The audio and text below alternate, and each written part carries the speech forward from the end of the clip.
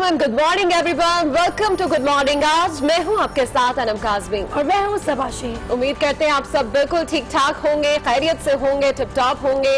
और आज चूंकि 1 दिसंबर है, जुमेरात का दिन है और सबसे अहम बात आज 1 रबीउल अव्वल है, तो हमारी तरफ से, हमारी पूरी टीम की तरफ से आप सबको रबीउल अव्वल का चांद बहुत बहुत मुबारक हो।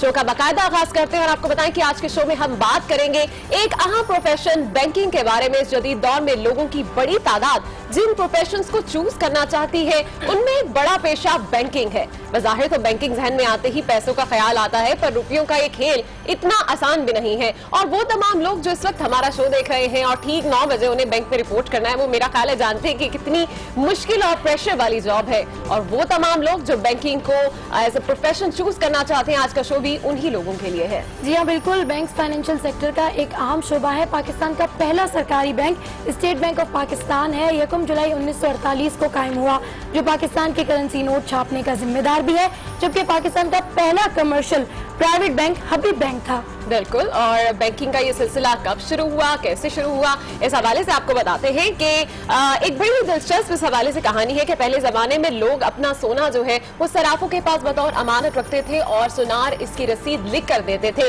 रफ्ता रफ्ता रसीदों से ही लेन देन के मामला तय होना शुरू हो गए और लोग सोना वापस लेने के लिए कम आते थे। तो ये सूरत हाल देखकर सारिफों ने सोना कर्ज देना शुरू कर दिया। आगे चलकर ये लेन देन एक मुनज़्ज़म इदारे की शक्ल इख्तियार कर गई, जिसे आज हम बैंक कहते हैं। जी हाँ, बिल्कुल, जो अपनी जदीद तरीन शक्ल में मौजूद है। मुल्क में बड़ी तादाद में प्राइवेट बैंक्स हैं, जिसमें मर्द और खवातीन की बड़ी तादाद काम करती है, बल्कि खवातीन की तरजीह होती है कि वो इस सेक्टर में ज्यादा जॉब्स हासिल करें। आजकल स्टूडेंट्स फाइनेंशियल सेक्टर में आने के लिए सब्जेक्ट का चुनाव भी करते हुए इसको मद्देनजर रखते हैं कि जब लोगों की बड़ी तादाद शौकिया भी इस प्रोफेशन में आती है। बिल्कुल। इस वक्त तकरीबन 75 ममालिक में इस्लामी बैंकिंग हो रही है, जिनमें से बहुत से गैर इस्लामी ममालिक में भी हैं। पाकिस्तान में मुख्तलिफ बैंकों की 500 से ज्यादा ब्रांचेस इस वक्त इस्लामिक बैंकिंग कर रही हैं और अब बैंकिंग का काम पैसे के लेन देन से बढ़कर मुल्क की तामीर और तरक्की में भी खासा अहम हो गया है। मुख्तलिफ बैंक मुख्तलिफ सेक्टर्स की कारकर्दगी के लिए काम कर रहे हैं, जिसमें एजुकेशन भी आ जाती है, हेल्थ, एग्रीकल्चर भी शामिल है। और सबसे अहम बात यह कि ऑनलाइन होने के बाद बैंकिंग इतनी आसान हो गई है कि आप घर बैठे बैठे अपने मोबाइल या लैपटॉप पर कोई भी ट्रांजैक्शन जो है वो इजीली कर सकते हैं। और इस चीज ने बैंकिंग में स्कोप भी पैदा कर दिया है और नौजवानों में बैंकिंग की फील्ड में आगे बढ़ने के स्पिरिट को भी उजागर किया है। बिल्कुल इसी तरीके से पाकिस्तान में बैंकिंग किस तरह की जाती है, बैनुल-अक़वामी मयार के मुताबिक कहाँ खड़ी है, हमारा ये सेक्टर लोगों के लिए फायदेमंद है या नहीं, मुल्क की मईशत में इसका क्या किरदार है और इसकी अहमियत क्या है, ये हम गुड मॉर्निंग आज में डिस्कस करेंगे। और इस शोबे में आने वालों को क्या मुश्किलात हैं, इनके जहन में क्या सवालात हैं, इनके जवाब देने की भी कोशिश करेंगे। आज के शो में सबसे पहले हम मिलेंगे MBA की ऐसी स्टूडेंट से जिसने मेजर सब्जेक्ट बैंकिंग रखा है और वो अपनी बैंकिंग में ही अपना करियर बनाना चाहती है।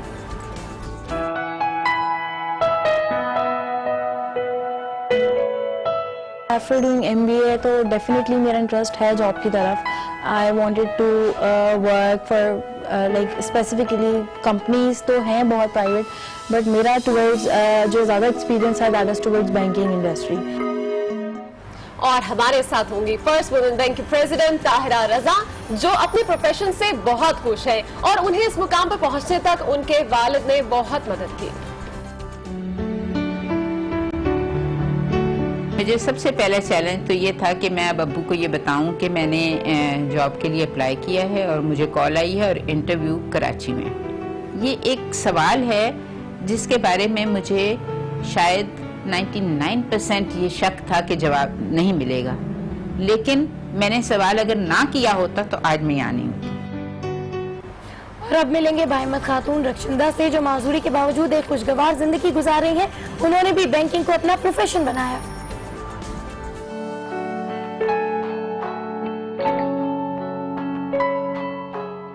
फील्ड्स में तो सब लोग जाते हैं, ये स्टार्टिंग थी तो मुझे एक शाम नज़र आया, मैंने कहा कि चलें यहाँ जाते हैं। यहाँ पर ये है कि अपने आप को मनवाएं ताकि दूसरे लोगों के लिए भी राहें खुले आगे।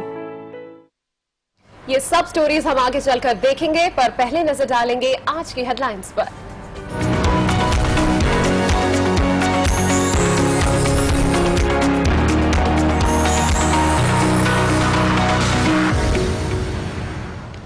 और जी मेरा गला क्योंकि बेइंतहा ख़राब है, लेकिन फिर भी हम अपने लोगों की मोहब्बत में यहाँ आ गए हैं। तो सबसे पहले मैं जो है खबर शेयर करती हूँ उम्मत से। और उम्मत में जो है पहली लीड लगी हुई है, जिसमें जनरल बाजवा के हवाले से कहा है कि जनरल बाजवा ने पॉलिसी में तसलसल का इशारा दे दिया है। कामयाब ऑपरेशन के सम्राट अवाम तक पहुंचना शुरू हो गए हैं, दहशतगर्दों को वापस नहीं आने देंगे। और ये खिताब फील्ड रिफॉर्मेशन, पेशावर को शुमाली वज़ीरिस्तान का दौरा किया, GHQ में यादगार शोदा पर हाजिरी भी दी है। यानी जनरल बाजवा ने जो है ये बात वाजे कर दी है कि जो भी काम जनरल राहिल शरीफ कर रहे थे उसका तसलसल जारी रखा जाएगा और दहशतगर्दी के सिलसिले में किसी किस्म का कोई कॉम्प्रोमाइज नहीं किया जाएगा। एक और यहाँ पर मेन लीड है जहाँ पर वजीर आजम ट्रंप का पहला राब्ता गर्मजोश रहा, दौरे की दावत कबूल कर ली। पाकिस्तानी शानदार लोग हैं, नौ मुंतखब सदर नवाज शरीफ की तारीफ भी की। वज़ीर आज़म नवाज शरीफ ने ट्रंप को फ़ोन किया और उन्होंने उनकी तारीफ भी की और ट्रंप ने जो है पाकिस्तान आने की दावत भी कबूल कर ली और उन्होंने कहा है कि पाकिस्तान शानदार शहरियों का मुल्क है। अच्छा जनाब, मेरे पास इस वक्त एक्सप्रेस रोजनामा है और बात कर लेते हैं पनामा लीक्स के हवाले से। एवरीबॉडी न्यूज़ के पनामा की समाअत जो है वो चल रही है और कल भी एक अहम डेवलपमेंट इस हवाले से देखने में आई और जो तहरीक इंसाफ के वकील थे नईम बुखारी, उन्होंने कहा है कि वजीर आजम के बयानात में और जो साथ साथ तहरीरी जवाबात मिल रहे हैं उन दोनों में तसाल है। और उनका ये भी कहना था कि दुबई वाली फैक्ट्री कब और कहाँ बनाएगी इस हवाले से तो कोई जिक्र किया ही नहीं गया है। साथ ही साथ उनका ये भी कहना था कि जनाब सबूत जो है वो सबूत के हवाले से भी उन्होंने बात की, जद्दा फैक्ट्री के हवाले से भी उन्होंने कहा कि सरमाया आखिर कहां से आया, रकम कैसे लंदन गई और कतरी शहजादे का खत जो है वो तस्दीक शुदा नहीं है। 2006 से पहले ऑफशोर कंपनी साबित हुई तो बोझ सारा शरीफ फैमिली के ऊपर आ जाएगा। अच्छा, सबसे इंटरेस्टिंग यहाँ पर बात ये थी कि जब बात की गई वकील ने नईम बुखारी ने, तो नईम बुखारी कोई नए दलाइल जो है वो तो लेकर आए लेकिन कोई सबूत लेकर नहीं आए, जिसकी सबसे बड़ी वजह हमने ये देखी है कि सबूत पीटीआई के पास अभी तक ऐसा कोई हाथ में आया नहीं है और सिर्फ दलाइल की बिना पर वजीर आजम की बातों से ही उन्होंने कुछ चीजें पिक की है जिसके बाद वो अब जो है दलाइल पेश कर रहे हैं। अच्छा, ये तो थी एक पनामा लीक्स के हवाले से अहम खबर। दूसरी खबर जो है मेरे पास डेफिनेटली रबीउल अव्वल का चांद नजर आ गया है। ईद मिलादुन नबी जो है वो 12 दिसंबर को होगी, एक अहम खबर और हमारी तरफ से, हमारी पूरी टीम की तरफ से तमाम लोगों को एक बार फिर से हम रबीउल अव्वल का ये चांद मुबारक कहेंगे। और एक और खबर हमारे पास इस वक्त जो है वो जरदारी साहब के हवाले से है कि जरदारी ने वापसी का हतमी फैसला अभी नहीं किया है, जबकि इस हवाले से खबरें जरूर आ रही थी कि शायद जरदारी साहब भी वापस आ जाएंगे। कमर जमान कारा ने भी जो है वो कहा था कि जरदारी साहब की अब वापसी की तैयारियां जो है वो मुकम्मल हो चुकी हैं और वो किसी भी टाइम पाकिस्तान वापस आ सकते हैं, लेकिन अभी तक इसका हतमी फैसला नहीं किया गया। अच्छा, कंटिन्यू करूं मैं अपनी खबर? हाँ जी बिल्कुल। अच्छा, मेरे पास यहाँ पर एक और खबर है जो पीटीआई से रिलेटेड ही है। ताल्लुक साबित हुआ तो बोझ शरीफ खानदान पर होगा, जैसे कि अभी आप बात कर रही थी।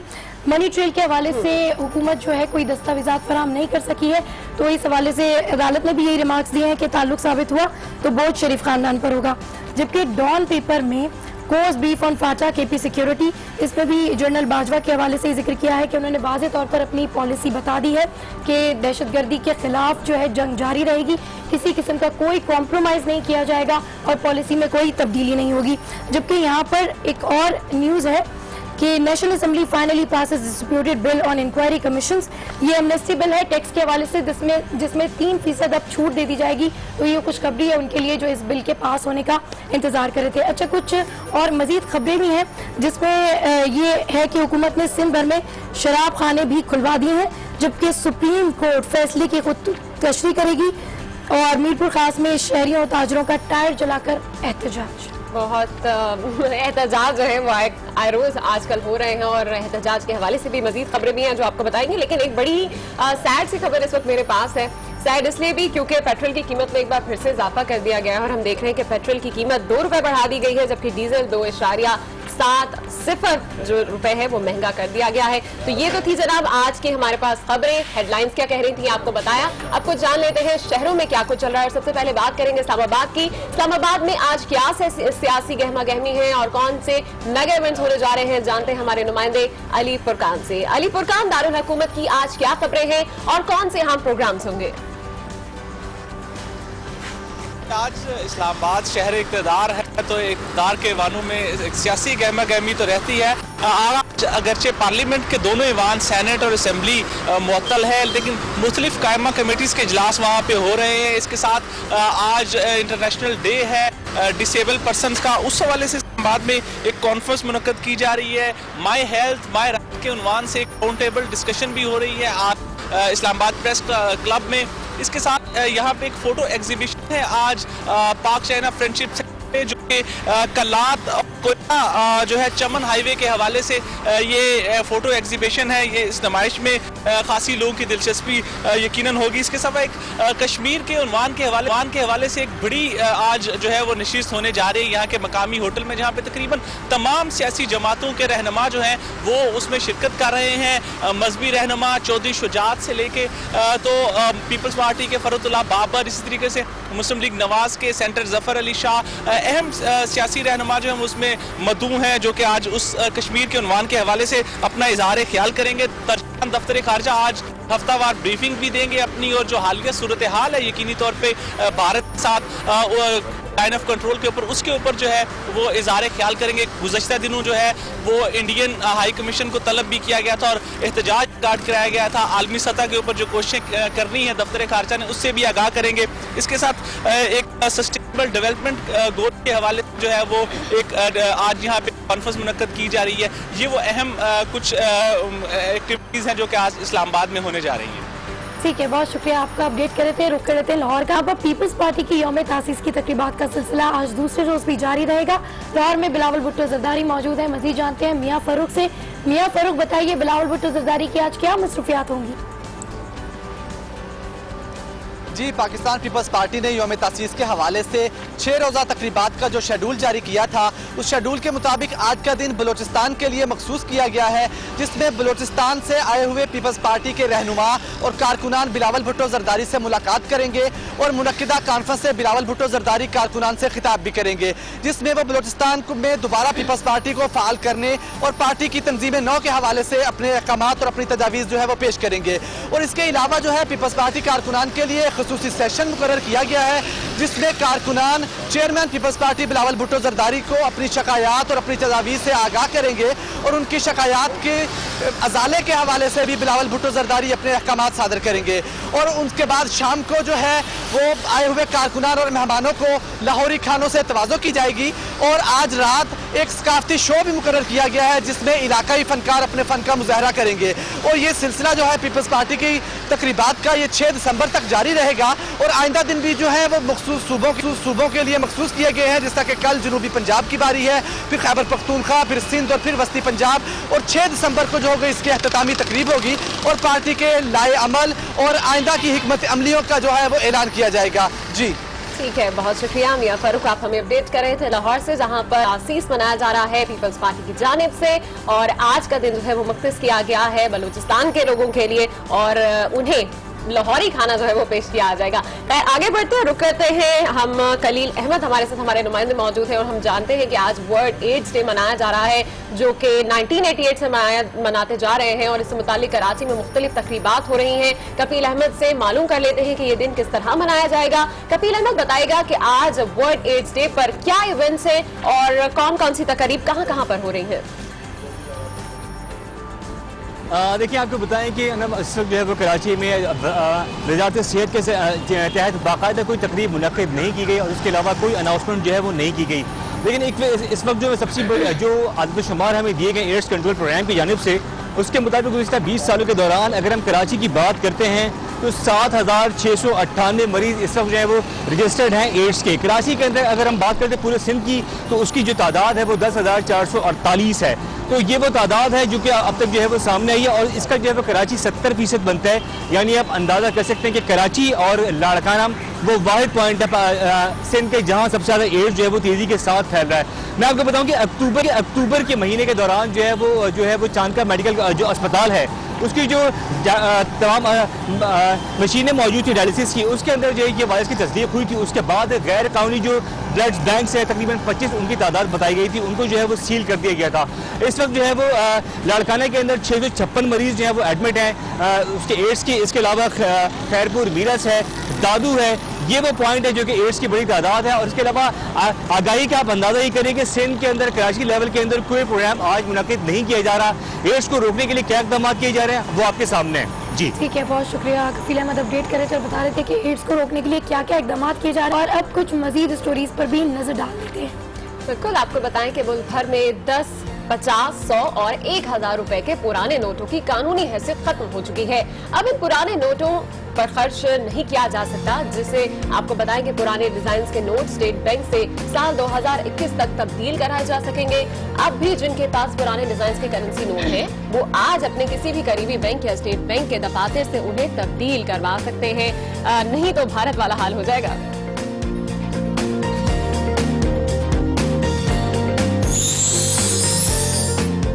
मुल्क भर में घी की शदीद किल्लत का खदशा पैदा हो गया है। पाकिस्तान बनास्पति मैन्युफैक्चरर्स ने मार्केट्स में घी की डिलीवरी बंद कर दी है। मार्केट डीलर्स के मुताबिक अगर 2 या 3 दिन में मजीद सप्लाई ना आई तो घी की शदीद किल्लत पैदा हो जाएगी। PVMA ने मुल्क भर की तमाम मिल्स भी गैर मुअय्यना मुद्दत तक बंद कर दी हैं। बनास्पति मैन्युफैक्चरर्स ने पंजाब फूड अथॉरिटी की जानिब से घी मिल्स के खिलाफ एक्शन पर हड़ताल भी की है।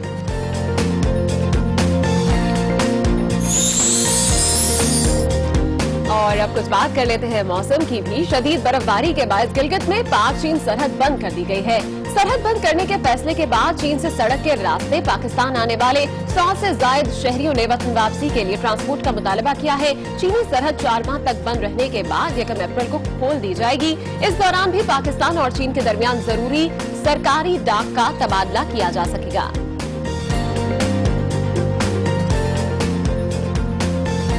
और आज सारी जो है वो खबरें और सारी दीगर बातें हमको करनी पड़ी हैं। मैं चाय पीती हूँ और अपना कुछ गला ठीक करती हूँ। गुड मॉर्निंग आज में यहाँ लेंगे एक ब्रेक, जिसके बाद शामिल करेंगे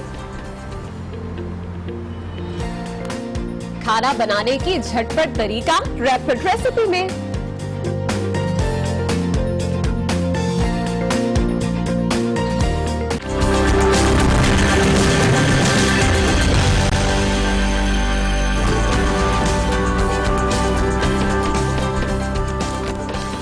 welcome back to good morning Aaj. और आज की बातें तो बहुत हो गई हैं, अब कुछ कल की बात भी कर लेते हैं। कल यानी 30 नवंबर को मुल्क भर में पीपल्स पार्टी का यौम तासीस मनाया गया।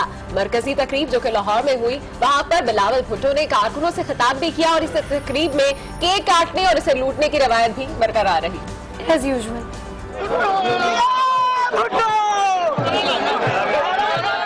केक को लूटते छीनते कारकुनों का ताल्लुक पीपल्स पार्टी से है, जो बिलावल हाउस लाहौर के बाहर पीपल्स पार्टी के यौम तासीस की तकरीब में शरीक हैं। मरकजी तकरीब अभी शुरू भी न हुई थी कि बिलावल हाउस के दरवाजे कारकुनान के लिए बंद कर दिए गए। बाहर रह जाने वाले जाले पहले तो नाराज हुए, फिर वहीं यौम तासीस का जश्न मनाना शुरू कर दिया।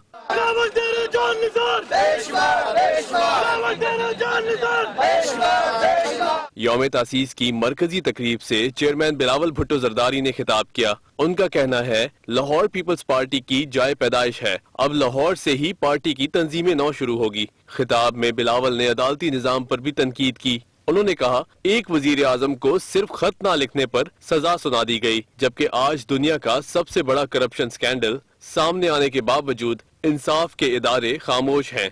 पूरी दुनिया के सबसे बड़ा करप्शन स्कैंडल पैनामा स्कैंडल जो है, पैनामा स्कैंडल पे हमारा कोर्ट्स, हमारा अकाउंटेबिलिटी इंस्टीट्यूशंस खामोश थे और हैं।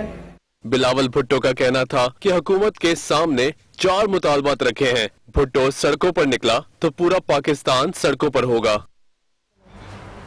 यौम तासीस के हवाले से आपने देखा बिलावल भुट्टो जो है वो खिताब भी कर रहे थे और बिलावल भुट्टो ने जो है एक बार फिर से नवाज शरीफ को ललकारा है और कहा है कि मियां साहब हमारे मुतालबात अगर मान ले तो हम सड़कों पर निकले तो नमादम मस्कल अंदर हो जाएगा, तो उससे बेहतर होगा कि आप जो नुकात हमने दिए हैं उन नुकात को मान लें ताकि ये नौबत ही ना आए। बिल्कुल 4 नुकात भी पेश किए और बड़ा जबरजंगी किस्म का बोले। साथ साथ उन्होंने कहा है कि सिंध को हमने 21वीं सदी में लाकर खड़ा किया है, क्योंकि इतना पढ़ा लिखा जो है हमने वजीर आला दिया है। अखबारात के एडिटोरियल कॉलमनिस्ट क्या लिख रहे हैं, इस पर बात करने के लिए हमारे साथ मौजूद हैं सीनियर सहाफी शारिक मेहर साहब। Good morning. आज गुड मॉर्निंग।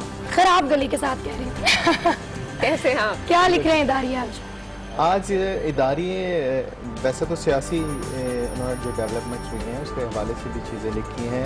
एड्स का आलमी दिन है, उसके हवाले से भी इदारियों ने बहुत नुमायाँ जगह दी है इस इशू को।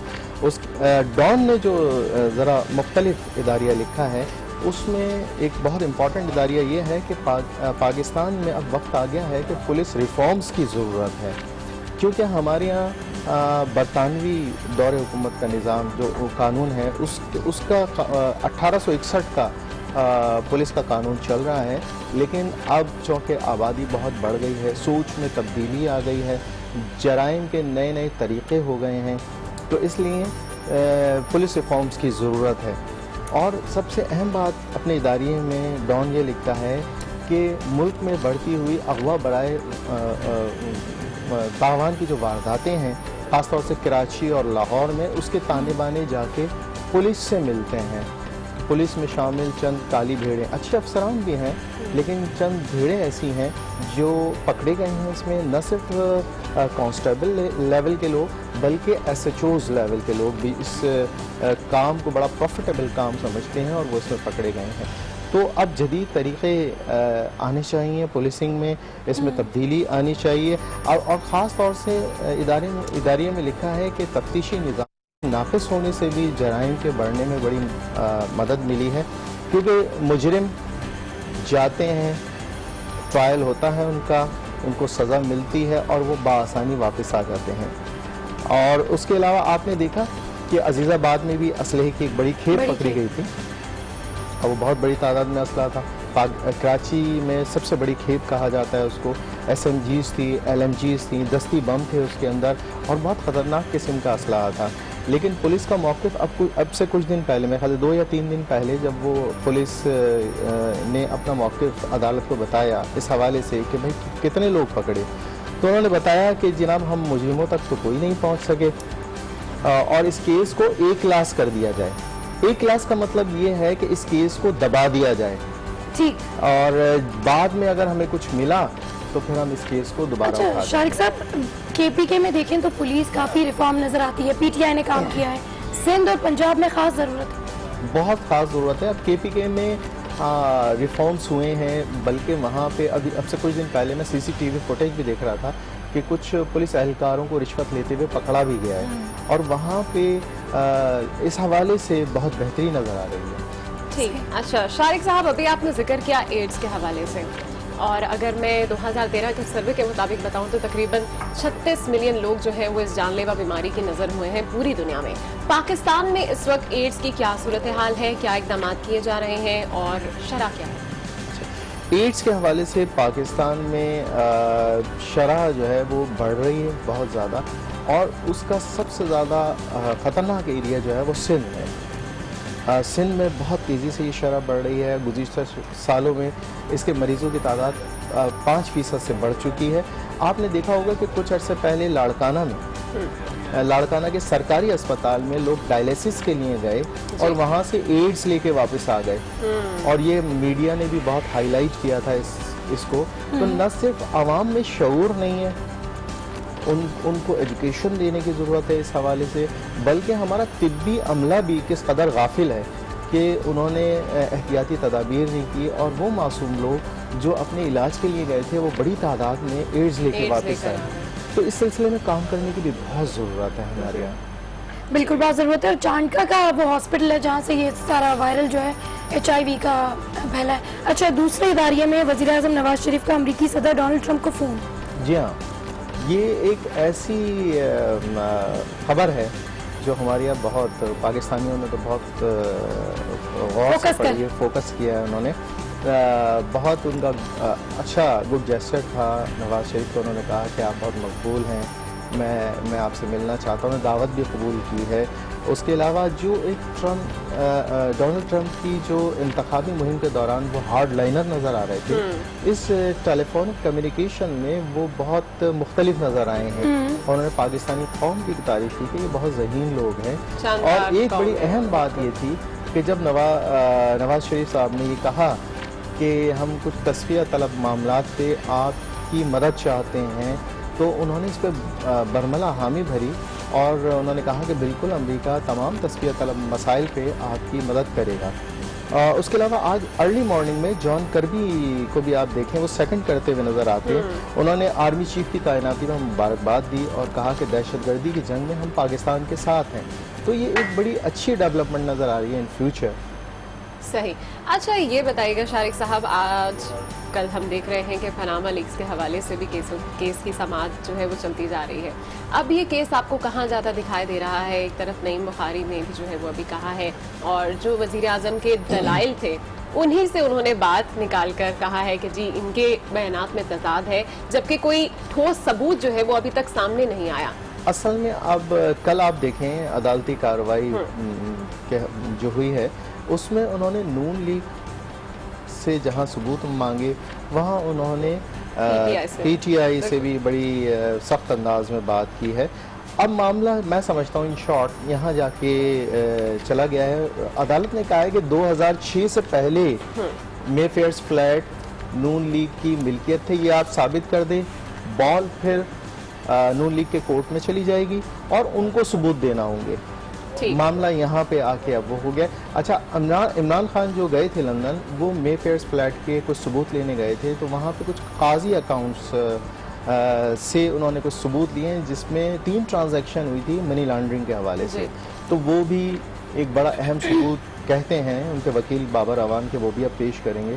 तो अब देखिए क्या होता है इस हवाले से। चले जी, बहुत शुक्रिया शहरियार, आप हमारे साथ मौजूद थे। शारिक महर साहब माफ कीजिएगा, और इस हवाले से तज्जिया जो है वो आपने पेश किया। अखबारों के कॉलमिस्ट में जो कॉलमिस्ट ने क्या लिखा है ये तो हमने जाना, अब जान लेते हैं कि दुनिया भर में क्या हो रहा है। कोलंबिया में एक अफसोसनाक वाकया आया जहां पर मुसाफिर तैयारे के हादसे में ब्राजील के फुटबॉल क्लब के खिलाड़ियों की हलाकत पर दुनिया भर में फुटबॉल शायकीन सोग मना रहे हैं। ब्राजील और लातीनी अमरीका समेत मुख्तलिफ ममालिक में हलाक खिलाड़ियों की याद में तकारीब का इनेकाद किया जा रहा है।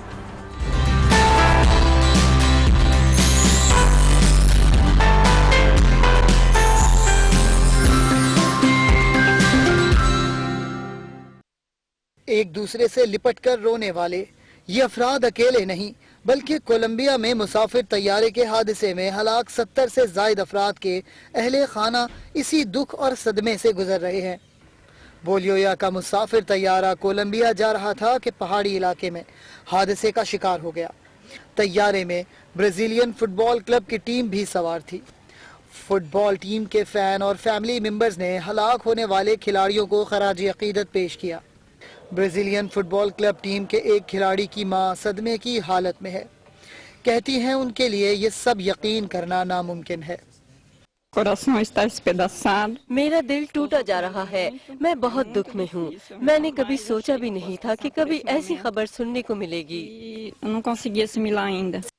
ब्राजीली टीम साउथ अमेरिका फाइनल का मैच खेलने जा रही थी। फाइनल में उनके मध्य मुकाबिल आने वाली कोलंबियन टीम ने हादसे के बाद हार तस्लीम करने की पेशकश की है। खिलाड़ियों के अलावा तैयारे में कोचेस, स्टाफ और 21 सहाफ़ी भी थे जो फुटबॉल इवेंट कवर करने जा रहे थे। और अब नजर डाल लेते हैं मजीद कुछ आलमी खबरों पर। इंडिया के कैपिटल न्यू दिल्ली में मौसम की पहली धुंध नमूदार हुई है। दर्जा हरारत में भी अचानक वाज़ेह कमी हुई है। दर्जा हरारत में कमी के बायस दिल्ली में सुबह के वक्त धुंध से विजिबिलिटी कम होने से ट्रैफिक की रवानी भी मुतासिर हुई। इंदिरा गांधी एयरपोर्ट पर 13 परवाजों जबकि धुंध के बायस डाइवर्ट कर दी गई हैं तमाम परवाजें। इंडिया की प्रेसिडेंसी भी धुंध के बायस छुप गई। जबकि आपको बताएं कि टेम्परेचर में अचानक कमी की वजह से लोगों ने गर्म कपड़े भी निकाल लिए हैं।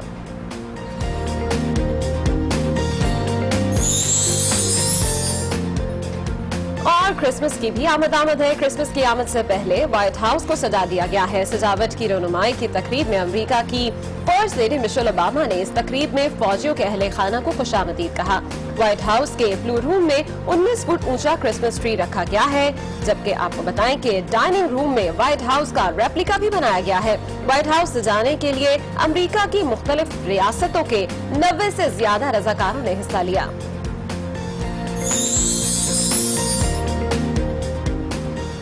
इटली की ईमा मोरवानो ने 170वीं सालगिरह मनाई।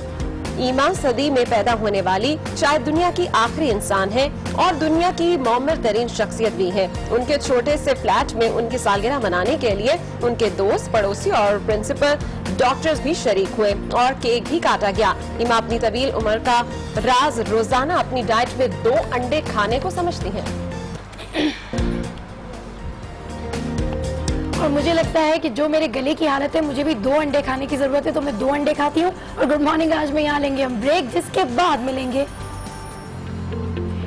MBA के स्टूडेंट से जो बैंकिंग में करियर बनाना चाहता है।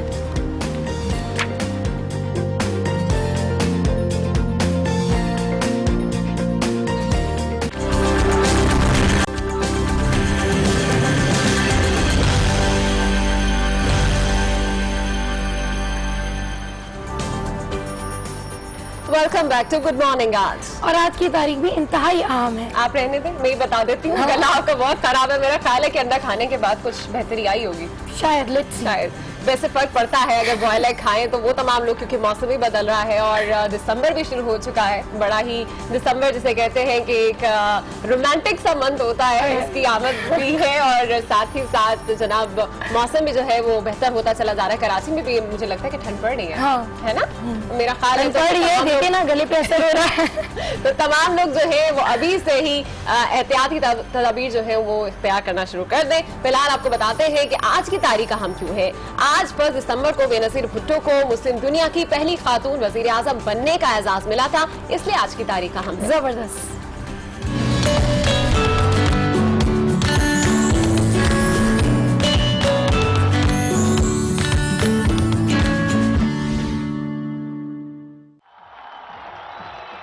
पहली दिसंबर 1988 को बेनजीर भुट्टो पाकिस्तान की पहली खातून वजीर आजम बनी थीं और सिर्फ पाकिस्तान की ही नहीं, उन्हें पूरी मुस्लिम दुनिया की पहली लेडी प्राइम मिनिस्टर बनने का एजाज भी मिला था।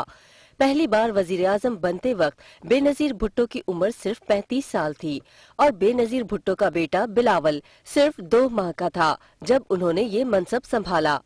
मुल्क की उतरती चढ़ती सियासी सूरत हाल के बायस बेनजीर भुट्टो की हुकूमत 2 साल भी मुकम्मल न कर सकी। इख्तियारात के नाजायज इस्तेमाल के इल्जाम में उस वक्त के सदर गुलाम इसाक खान बेनजीर भुट्टो की हुकूमत गिरा दी। उसके बाद 1993 में भी उन्हें ये एजाज मिला जब वो दूसरी बार पाकिस्तान की वजीर आजम मुंतखब की गयीं। और बेनजीर भुट्टो के बारे में तो आपने जाना। अब आपको यहाँ बताएं कि 1 दिसंबर को हर साल वर्ल्ड एड्स डे मनाया जाता है। इस दिन के मनाने का मकसद एड्स से बचाव के लिए आगाही फराहम करना और जो अफराद इस मर्ज का शिकार है उनसे इज़हार यकजहती करना है। 1988 से हर साल ये दिन दुनिया भर में मनाया जाता है। बिल्कुल, और आज इसी इज़हार यकजहती के लिए देखिए मैंने रेड रिबन भी लगाया है। ओह, दैट्स रियली ग्रेट। और एड्स एक वायरस है जिसे HIV भी कहते हैं, इसके जरिए फैलता है। इस साल वर्ल्ड एड्स डे की theme hands up for HIV prevention है।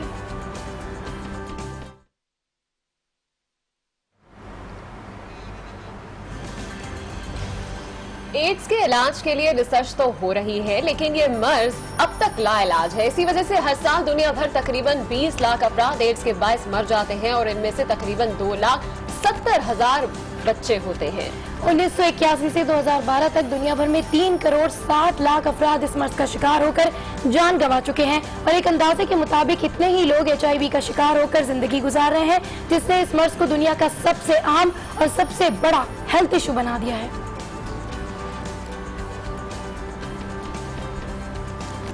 और अब मेरा ख्याल है कुछ खाने की भी बात कर लेते हैं। आज आपने तो एग खा लिया है पर मैंने कुछ नहीं खाया, तो मेरा ख्याल है कि देख लेते हैं कि आज हमारे पास रैपिड रेसिपी में क्या है।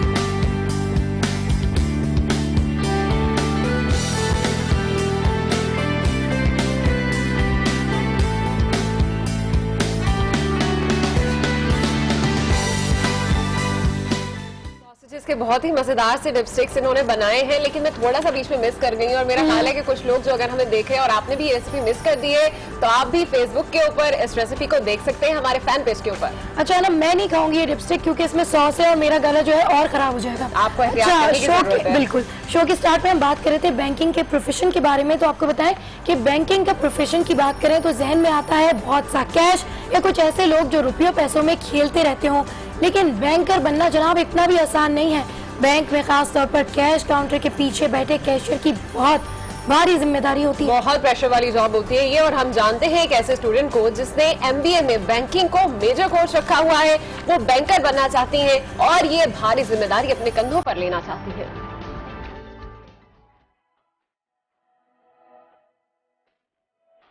आफ्टर डूइंग MBA तो डेफिनेटली मेरा इंटरेस्ट है जॉब की तरफ।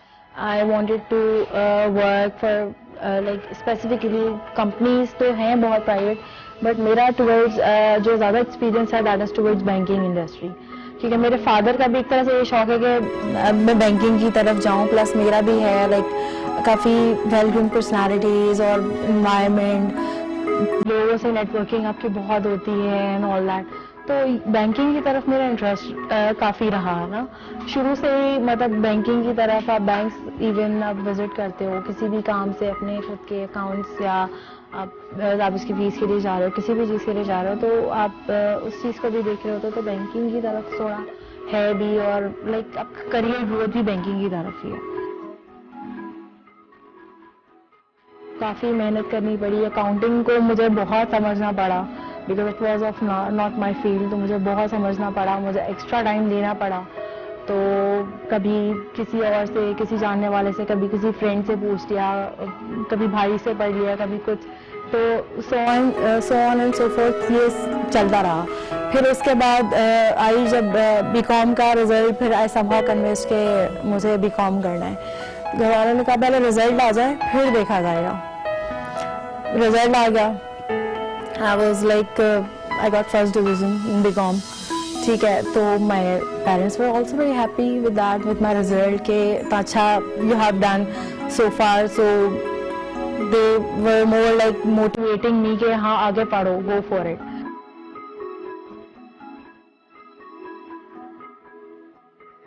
MBA फील्ड चूज करना was my decision actually। Biggest जो मेरे लिए अचीवमेंट ये थी कि my parents have always supported me for that whatever I want to go, क्योंकि उनका भी यही बिलीव है कि आपका जब तक इंटरेस्ट एरिया नहीं होगा you won't be able to cover up all these things. हमें ये चीज़ एक जो है ना प्रॉब्लम करती है कि हम लोग कैसे इस चीज़ को ओवरकम करें। करियर ग्रोथ है और आप अपनी फील्ड जो चूज़ कर रहे हो उस हिसाब से उसको कंटिन्यू कर सकते हो, नहीं कर सकते हो। किसी के फैमिली के इश्यूज होते हैं या बीइंग फीमेल्स, आजकल तो फीमेल्स ही बहुत कंपेटिटिव हो गई हैं। यूनिवर्सिटी तो सबसे बड़ी बात है कि यूनिवर्सिटी को सपोर्ट करना चाहिए, ठीक है। उनके ऐसे प्रोग्राम्स, करियर फेयर्स होने चाहिए, डिफरेंट कंपनीज को वो इनवाइट भेजें और वो फिर आएँ, विजिट करें और सब CVs अपनी फॉर्मली ड्रेस आके डिस्कस करें। कोई वैकेंसीज फिर इन फ्यूचर भी आती है। अच्छा ना, आप कह रही थी कि आपको भी बैंकर बनना था। बैंकर तो नहीं बनना था, लेकिन हाँ मैंने स्टडीज जरूर की थी और बिजनेस स्टडीज के बाद मैंने ये सोचा था कि यार ये बहुत टफ जॉब है, अकाउंट्स मैनेज करना, इट्स रियली टफ। एक और जॉब भी बड़ी टफ है। आई कैन अंडरस्टैंड बिकॉज़ आज सुबह का गला खराब है और आप देख लें कि हमारी भी जॉब, हमारा भी काम कुछ इसी तरह का है कि जैसी भी हालत हो, जिस भी हाल में आप हो, लेकिन आपको कमिटमेंट पूरी पड़ता है, कमिटमेंट पूरी करनी पड़ती है। Media is all about commitment. Yes it is. इसी के साथ यहाँ पर वक्त हुआ है ब्रेक का, जिसके बाद मिलेंगे फर्स्ट वुमेन बैंक की प्रेसिडेंट ताहिरा रजा से।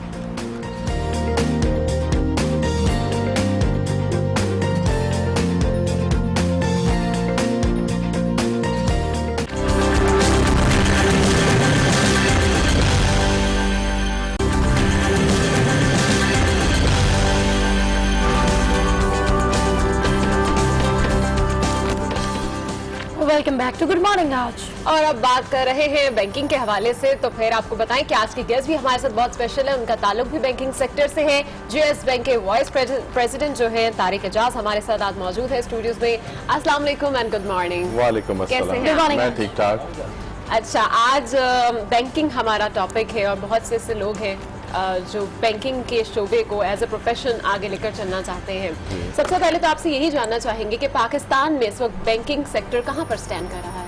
बैंकिंग सेक्टर जैसे कि आपने देखा है कि आजकल पहले के ज़माने में बनस्बत जो है वो काफ़ी मतलब कंपटीशन है इस वक्त डिफरेंट बैंक्स में। पहले इतने बैंक्स नहीं होते थे, लेकिन आजकल आप देखें हर जगह पे, हर कोने पे आपको एक ब्रांच नज़र आती है, तो उसके अंदर बहुत ज़्यादा कंपटीशन है। और मैं बोलूँगा कि उस वक्त जो बैंकर्स होते थे वो बहुत एक्सपीरियंस्ड और वो होते थे, लेकिन आजकल जो है बैंकर्स जो आ रहे हैं नए जितने भी, वो आप देखें कि उनको बिल्कुल इस चीज़ का वो नहीं है, लेकिन बहुत ज़्यादा वो एम्बिशियस हैं और वो विद इन नो टाइम चाहते हैं कि हम मतलब पहुंच जाए बिल्कुल प्रेसिडेंट लेवल के ऊपर, लेकिन उसके लिए एक बहुत मेहनत दरकार है।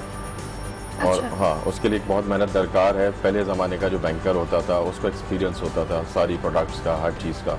अब जो है लोगों को इतना इन एंड आउट का नहीं पता होता, जिसकी वजह से वो थोड़ा सा मुश्किल उनको आती है टारगेट मेट करने के लिए। अच्छा, जो लोग बैंकिंग में आना चाहते हैं, सेक्टर में नाम कमाना चाहते हैं, उनको क्या करना चाहिए इनिशियल स्टेजेस के ऊपर अगर उन्होंने इसमें अपना करियर बनाना है?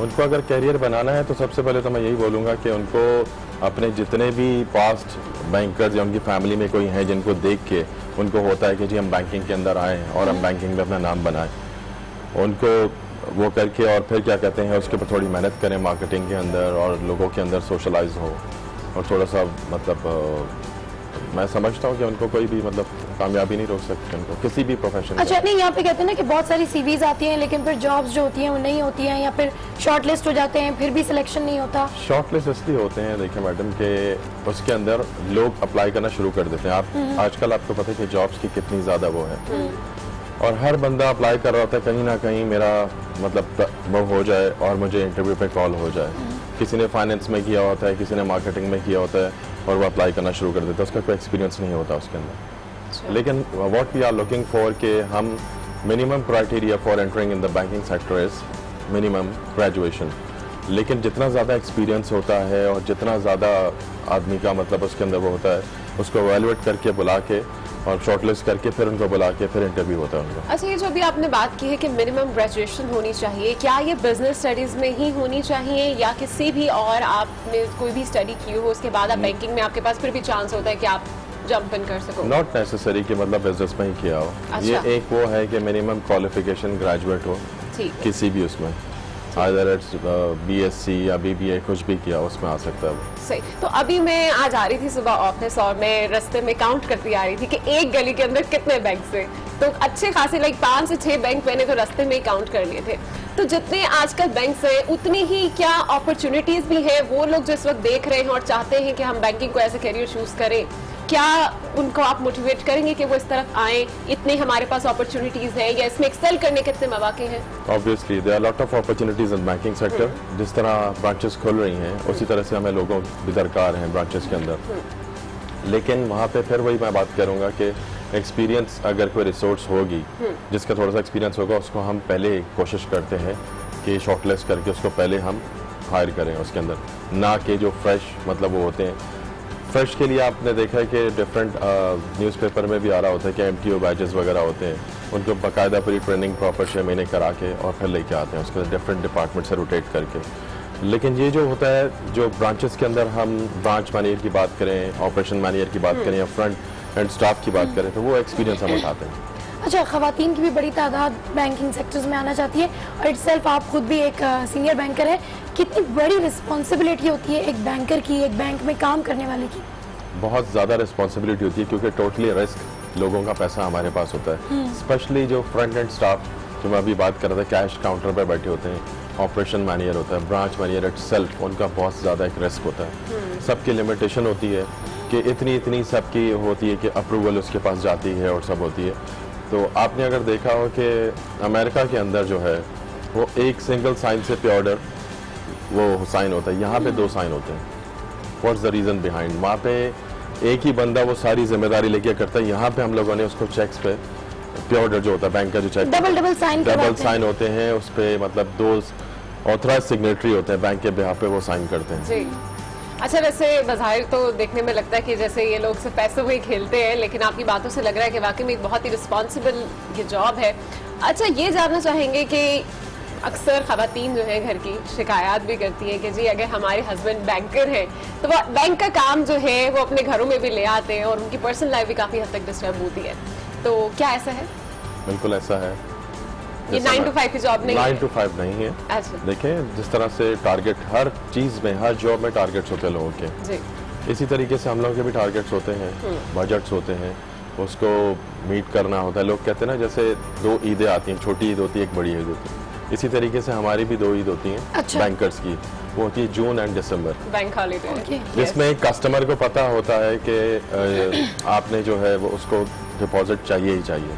तो हम जो पूरा साल मेहनत कर रहे होते हैं तो कस्टमर को ये होता है जो सर्विस देते हैं, सर्विस के बिहाफ पे हमें ये होता है कि डिपॉजिट हमें मिलेगा और एवरीथिंग बेस्ड ऑन सर्विस। अच्छा, एक सवाल तो ये कि क्या यूथ को इस शोबे में आना चाहिए, इतना चार्म है, और दूसरा सवाल ये कि आप सर्विस की बात कर रहे हैं, सबसे ज्यादा कंप्लेंट्स आपको पब्लिक सेक्टर से किस चीज की आती है बैंक में जिसमें आप परेशान होते हैं और यही कंप्लेन बार बार आती है? क्या कंप्लेन? देखिए हर जो इंसान, लोग मिस्टेक्स कर देते हैं वो सबसे ज्यादा क्या होती है? हर इंसान चाहता है कि मुझे स्पेशल अटेंशन मिले। अच्छा। जिस तरह आपने बैंक की डिफरेंट ब्रांचेस भी देखी होंगी, प्रायोरिटी ब्रांचेस हैं, प्रिविलेज लाउंजेस बने हुए हैं, वो हम लोगों ने किया हुआ है कि डिफरेंट उसमें वो स्लैब्स वो की हुई हैं कि जो प्रायोरिटी जितने भी हमारे कस्टमर्स हैं वो उसके अंदर उनको सर्विस मिले, अनइंटरप्टेड सर्विस जिसको बोलते हैं। हमारे भी इस तरह से सर्विस सेंटर्स बने हुए हैं जहाँ पे हम लोग प्रायोरिटी मतलब कस्टमर्स को ट्रीट करते हैं। इसी तरीके से मतलब इस तरह के जो रॉ या थर्ड पार्टी जो ऑन बिहाफ ऑफ कस्टमर्स जो आते हैं रिप्रेजेंटेटिव चेक्स जमा कराने, उन बेचारों को एक साथ सुबह 10-15 चेक होते हैं डिफरेंट बैंक्स के, वो आते हैं और वो सुबह आके उन्होंने चेक जमा कराने आए, उनको होता है कि विद इन नो टाइम हमारा पहले चेक लिया जाए। वो ऑब्वियसली हम क्यू से लेंगे और जितना भी है क्यू मैट्रिक सिस्टम होता है, टोकन सिस्टम होता है, जैसे ही वो आएगा वो फिर सारा गुस्सा उतारते हैं जो काउंटर के पीछे बैठा होता है। सुबह सुबह क्यू में अगर आप जाएं बैंक में तो कुछ गर्मा गर्मी चल रही होती है कि आप बैठे इन्हीं आपकी बारी नहीं है, बड़ी पैनिक सी होती है थोड़ी। नहीं, हर चीज़ अब सिस्टमाटिक है। आप किसी बैंक में भी चले हैं, आप देखें कि काउंटर सिस्टम लगा हुआ है और अपने नंबर से, जैसे पहले टोकन सिस्टम होता था, पहले मैनुअल होता था, टोकन देते थे एक वो उसका बना हुआ होता था पीपल का। इसी तरीके से अब जो है मतलब, लेकिन हर बंदा चाहता है कि जी मैं इससे पहले आया था, मुझे देर हो गई थी, वो हो गया था। वो अपना गुस्सा है नज़ला बेचारा वो जो काउंटर के पीछे बैठा होता है, जो बिल्कुल एंट्री लेवल पे होता है या होती है, उसके ऊपर सारा नज़ला उतारते हैं। अच्छा, ये बताएं कि ये सेक्टर, आप डेफिनेटली प्रेसिडेंट भी हैं बैंक के, तो हम जानना चाहेंगे कि इस सेक्टर के मसाइल क्या है, इस बैंकिंग शोबे के मसाइल मेजर कौन कौन से हैं, उनको अगर आप हाईलाइट करें। मसाइल इन अ सेंस व्हाट, मतलब मसाइल सबसे बड़ी तो यही है कि सबसे पहले गिनती के बैंक थे जो मैंने आपको बताया, तो उसमें ये होता था कि कस्टमर के लिए मतलब कस्टमर के लिए जो है ना वो एक मतलब प्रिविलेज काउंट करता था कि वो जाता था, और अब वो क्या करता है उल्टा वो बैंकर से खेलता है कस्टमर जो होता है, क्योंकि उसका इतने सारे बैंक्स हैं, आपको लेट से कोई चेक इशू हुआ और आपने on behalf of that cheque जब इन कैश होगा तो उस पर फिर आप माल रिलीज करेंगे अपना, जितने भी मार्केट एरिया ब्रांचेस के अंदर है, वो क्या करता है फिर हर बैंक के अंदर अपना एक अकाउंट खोल देता है ताकि मुझे चेक मिले तो विद इन नो टाइम मैं उसको फॉरेन फंड ट्रांसफर करके और उसको इन कैश करा लूँ। वो बेचारा बैंकर उसको सर्विस देता रहता है कि मुझे इससे थोड़ा सा डिपॉजिट मिलेगा और मिलेगा, इधर भी जाता है उधर भी जाता है, उसके पास ऑफिस जा रहा है, उसके घर जा रहा है, लेकिन वो सिर्फ उसको अपनी मतलब अच्छा, आवाम की सहूलत के लिए ऑफ कोर्स बैंक्स होते हैं, कोई भी बैंक है, तो आपको क्या लगता है कि उसकी इंफरादियत क्या होती है? कुछ लोग क्रेडिट कार्ड्स दे रहे होते हैं, कुछ लोग आसान किस्तों पे गाड़ियां दे रहे होते हैं, तो आपको क्या लगता है कि वाकई इसमें आवाम की सहूलत है या फिर आप आवाम को कुछ थोड़ा ग्रैब करके फंसा भी रहे होते हैं? नहीं, हम लोगों को ग्रैब नहीं करते, लोगों की अपनी ईज़ आप खुद देख लें। हर घर में पहले मुश्किल से एक गाड़ी भी मुश्किल से होती थी, अब 2-2, 3-3 गाड़ियाँ खड़ी भी होती हैं। अच्छा, बंदों की नीड है।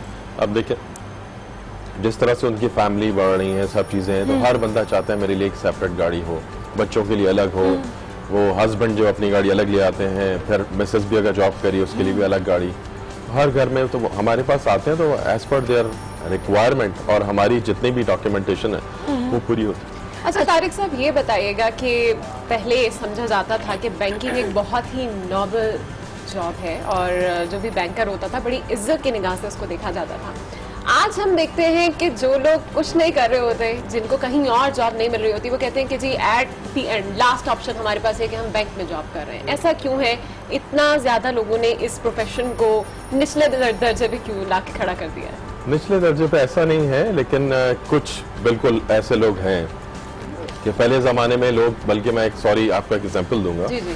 कि पहले ज़माने में लोग होते थे, पूछते थे जी आपके दामाद क्या करते हैं, आपने सुना है कि बेटी है तो वो कहते थे कि जी वो बैंकिंग के अंदर हैं, तो कहते थे सर हमारी भी बेटी है, उसके लिए ज़रा रिश्ता देखिएगा, बैंकर ही हो। लेकिन आजकल वाइस वर्सा उल्टा है, अगर कोई किसी का दामाद बैंकर होता है तो उसको कहते हैं कि कोशिश करें, आप इनको बोलेंगे प्रोफेशन चेंज कर लें, क्योंकि वो इंटरेस्ट बेरिंग और इस तरीके से। आप मुझे कोई काम बता दें, कौन सा ऐसा काम है जिसमें इंटरेस्ट इन्वॉल्व नहीं है, इसको हम बिल्कुल, हाँ वो इंटरेस्ट नहीं बोलेंगे। Interest is basically different thing, जिसको आप डायरेक्ट इंटरेस्ट या कुछ बोलते हैं। वी आर प्रोवाइडिंग सर्विसेज, ठीक है, और हम जितने भी, जैसे वो बताया, आप डॉक्टर्स के पास चले आए, उनसे आगे पूछें आपके पास सबसे ज्यादा ब्लड प्रेशर और शुगर पेशेंट कौन से प्रोफेशन के हैं, वो आपको बताएंगे कि बैंकर्स हैं। Due to what reason? जितनी पेन बैंकर लेता है तो वो उस लिहाज से आपको पता चल जाएगा। अच्छा, तो क्या वजह है कि मतलब मेरिट के ऊपर सिलेक्शन नहीं होता, किसी को भी रख लेते हैं? एक तो ये सवाल, और दूसरा यूथ को क्या पैगाम देना चाहेंगे आप? ऐसा नहीं है कि मतलब मेरिट के ऊपर रख लिया जाए, और जब तक आपको मैंने बताया ना कि सारे क्राइटेरिया मेट नहीं हो, कि मतलब मिनिमम क्वालिफिकेशन ना हो और एक्सपीरियंस ना हो, जब तक वो नहीं करते। और दूसरा, यूथ को मैं ये बोलूँगा कि बिल्कुल बहुत अच्छा प्रोफेशन है बैंकिंग, उसमें आए, लेकिन अपना मतलब ये नहीं कि टाइम बिंग लोग होता है कि विद इन नो टाइम चाहते हैं एक बैंक में आए, उसके बाद उन्होंने 6 महीने भी नहीं लगाए, अप्लाई करना शुरू कर दिया, एक्सपीरियंस लेके दूसरा बैंक में गए। तो ये अपने साथ भी ज्यादती करते हैं और बैंक के साथ भी ज्यादती करते हैं। देखिए, बैंक विद आपकी कभी भी ऐसा नहीं होता कि आपका जो टारगेट होता है, लेट्स से व्हाटएवर द मतलब टारगेट है, उसको टारगेट दिया, उसको सैलरी पूरी जो उसको बताइए वही मिलेगी। लेकिन हम अगर अपने एंड पे देखें एज अ स्टाफ, तो हम बैंक के साथ वो इंसाफी करते हैं। हम लोग अपनी वो चीज़ करते हैं कि मतलब हमने लेट्स से कि एक्स अमाउंट करनी थी और वो हमने नहीं पूरी की, तो बैंक ने वो पैसे काट लिए हमारे, या किसी दिन हमने मतलब नहीं आए या लेट आए। देखिए, बैंक हमें पूरे हर चीज़ की अपॉर्चुनिटी देता है, हमें भी चाहिए कि हम उसके साथ जस्टिफाई करें और उस नौकरी को हलाल करें। अच्छा, बैंक में काम करने वाले जो भी जितने होते हैं एम्प्लॉयज, उनका ड्रीम क्या होता है कि यार मैं ये वाली पोस्ट मुझे मिलनी चाहिए, वो क्या ड्रीम पोस्ट होती है? ड्रीम तो ऑब्वियसली देखें, कहते हैं ना कि हर आदमी का एक एम होता है, एक मिशन होता है, एक गोल होता है कि मैं इस लेवल तक पहुंचूं। जैसे मैं चाहूँगा कि जी मैं बैंक का प्रेसिडेंट बन जाऊं, लेकिन बैंक का प्रेसिडेंट बनने के लिए there are lot of things. हर इंसान देखें एक उस पर बैठा होता है सीट के ऊपर, दूर से जो नीचे बैठा होता है ना, जो एंट्री होता है, बिल्कुल एंट्री लेवल के ऊपर, वो कहता है यार ये देखो अंदर ये बैठा हुआ है मैनेजर, कितना जबरदस्त के कमरे में अलग कैबिन है, बैठा हुआ है, लोग आ रहे हैं, उसको लोग पूछ रहे हैं। तो चीज ये होती है, जो वो पेन ले रहा होता है ना, वो उसी को पता है कि वो क्या देख रहा है, कितनी रिस्पॉन्सिबिलिटीज और क्या। तो हम लोग कहते हैं ना कि कोई भी किसी से अपने हाल पे खुश नहीं होता। क्लास 8 में एक उर्दू का है, इंसान किसी हाल में खुश नहीं होता। इसी तरीके से हमारी जिंदगी के अंदर है, प्रैक्टिकल लाइफ में, कि हम कभी भी अपने उससे खुश नहीं होते, किसी भी हाल में हो।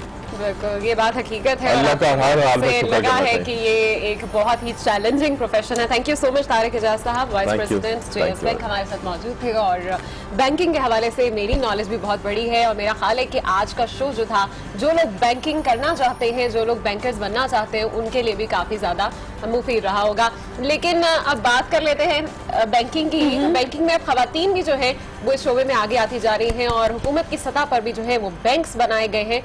और इसी तरह की एक खातून जिनसे आज आपको हम मिलवाएंगे, उन खातून का नाम आपको बताते चलें कि हमारे साथ आज के शो में ताहिरा, आई गेस, यस, तो उनका ये पैकेज देखते हैं।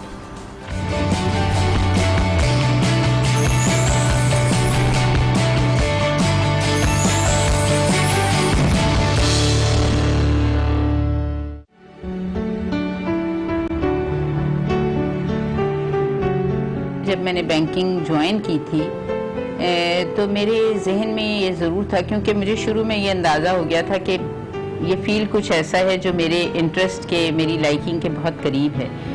तो मेरा पहले दिन से जब कि मैंने इसको परसू करने का इरादा किया, तो मेरे जहन में ये ज़रूर था कि मुझे इसमें एक्सीलेंस हासिल करनी है।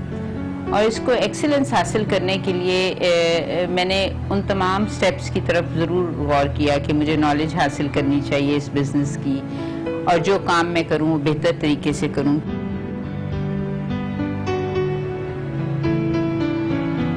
जिस दौर में मैंने बैंकिंग ज्वाइन की, वो दौर वो था जबकि ख़वातीन के लिए प्रोफेशन सारे खुले नहीं थे या उनकी एक्सेप्टेबिलिटी माशरे में नहीं थी। जिस फैमिली बैकग्राउंड से मेरा ताल्लुक़ था, एक कंजर्वेटिव फैमिली थी और जनरली माशरा काफ़ी कंजर्वेटिव था, जहाँ पे मुझे हम 4 बहनें और 1 भाई हमारा, और मुझे कभी भी ये अंदाज़ा नहीं था कि मेरे पेरेंट्स मुझे कभी किसी ऑफिस जॉब में जहाँ के एक मिक्स एनवायरनमेंट होगा शायद मुझे काम करने दें। तो मुझे सबसे पहला चैलेंज तो ये था कि मैं अब अब्बू को ये बताऊं कि मैंने जॉब के लिए अप्लाई किया है और मुझे कॉल आई है और इंटरव्यू कराची में। तो ये बहुत सारे चैलेंज थे। पहली तो बात ये कि क्या अब्बू इस चीज़ को एक्सेप्ट करेंगे या मुझे अलाउ करेंगे कि मैं बैंकिंग के लिए जाऊं, और दूसरी बात क्या मुझे कराची इंटरव्यू के लिए जाने देंगे। ये एक सवाल है जिसके बारे में मुझे शायद 99% ये शक था कि जवाब नहीं मिलेगा, लेकिन मैंने सवाल अगर ना किया होता तो आज मैं यहाँ नहीं होती।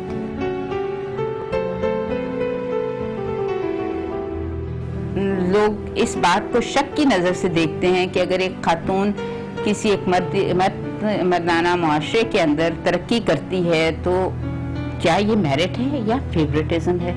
ये एक क्वेश्चन जनरली आपको कई लोगों के फेस पे नज़र आता था। तो मुझे ये लगता था कि मुझे लोग जाने तो मेरे मेरिट की वजह से जाने, या मेरे काम की वजह से जाने, मेरी मेहनत की वजह से जाने, जेंडर की वजह से ना जाने। मुझे सबसे जो सक्सेस अपनी लाइफ में लगी कि जब मैंने ज्वाइन किया तो जैसे जैसे प्रमोशन के माइलस्टोन्स थे वो आते गए, तो मैं उन माइलस्टोन्स को, सवाए इसके कि जो सबसे पहला माइलस्टोन था वो मैंने बैंकिंग के एग्ज़ाम्स क्लियर करने पे मुझे अपनी टाइम से पहले मिला। उसके बाद सारे वो थे जो कि आपको एक मिनिमम पीरियड मीट करना था और फिर कंपेटिटिव एनवायरनमेंट में आना था, और मैंने वो भी अपने की। मेरे मियाँ की भी उसी तरह से मुझे सपोर्ट रही है। उन्होंने आज तक मुझे नहीं कहा कि कब आओगी। उनको ये पता है अगर मैं नहीं आई हूँ, देर में आई हूँ, या मुझे कहीं अगर जाना है और मैंने उनको नहीं भी बताया कि नेक्स्ट डे मॉर्निंग मुझे कहीं बाहर जाना है, he would not ask, because he would always say कि ये तुम्हारी जॉब की जो प्रेफरेंस है, that you deal with it, I will not come in the way. वो एक बहुत बड़ी सपोर्ट होती है। ये जो मैं टाइम दे पाती हूँ या मैं अपने फ्री ऑफ माइंड से सोच सकती हूँ, इसमें बहुत बड़ा दखल है मेरे पार्टनर का। और कितनी इंस्पायरिंग किस्म की ये लेडी है। कहती हैं कि कंजर्वेटिव फैमिली से ताल्लुक था, लेकिन उसके बावजूद भी बैंकिंग सेक्टर में आई। राइट, बिल्कुल। और बड़ी फख्र की बात है कि इस तरह की खवातीन जो है इस शोबे में आगे आ रही हैं, और अब तो स्पेशल बैंक्स भी बनाए जाते हैं खवातीन के लिए। और हमने जैसे कि ताहिरा की स्टोरी देखी है, तो इनकी स्टोरी ने मुझे तो वाकई बहुत इंस्पायर किया। मुझे भी बहुत इंस्पायर किया है। Good morning. आज मैं यहाँ वक्त एक ब्रेक का, जिसके बाद मिलेंगे एक स्पेशल पर्सन से जो बहुत कामयाबी से बैंकिंग में जॉब कर रही है।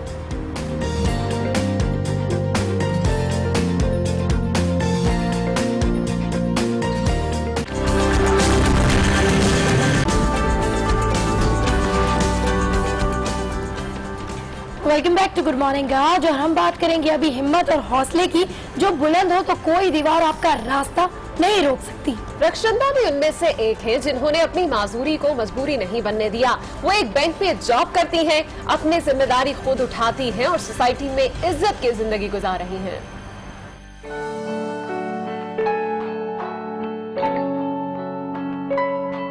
हमारे बैंक से कुछ टीम आई थी यहाँ पर हमारे इंस्टीट्यूट में विजिट के लिए। तो उस वक्त मैं मास्टर्स कर रही थी।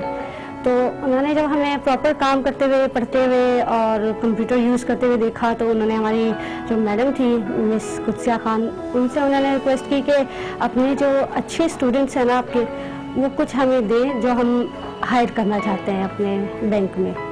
तो उन्होंने उन स्टूडेंट्स में मेरा नाम भी दिया था। तो इस तरह से फर्स्ट बैच में मैं थी और मेरे साथ 3 लोग और थे। सीखा मैंने अपने इंस्टीट्यूट से था, और ये कि एक हमारा टॉकिंग सॉफ्टवेयर जॉज होता है, जॉब एक्सेस विद स्पीच, तो उसके थ्रू हमने सब कंप्यूटर यूज़ करना पूरा सीखा। हम लोग MS ऑफिस, इंटरनेट, कुछ भी हो सब यूज़ कर लेते हैं इजीली। मोबाइल में भी हमारा टॉकिंग सॉफ्टवेयर है, उसके थ्रू हम काम करते हैं, और टच फ़ोन में एंड्रॉयड में टॉकबैक है बिल्ट इन, और आईफोन में वॉइस ओवर है, उसके थ्रू हम टच यूज़ कर लेते हैं इजीली।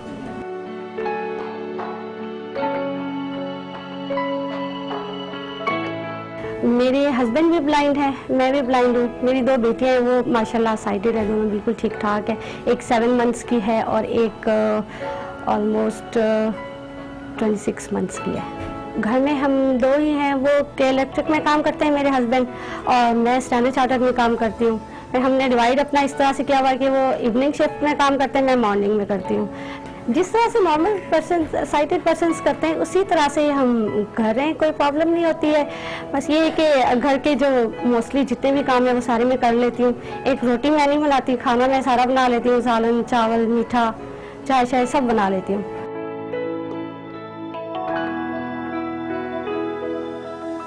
मैंने जिस इंस्टीट्यूट से पढ़ा वो था ही ब्लाइंड पीपल का, तो वहाँ पर हमारी जो प्रिंसिपल्स और प्रिंसिपल थी या टीचर्स थे, वो सब हमें इस चीज़ की ट्रेनिंग देते थे, साथ साथ गाइड करते रहते थे कि किस तरह से आपको सोसाइटी में मूव करना है, किस तरह से रहना है।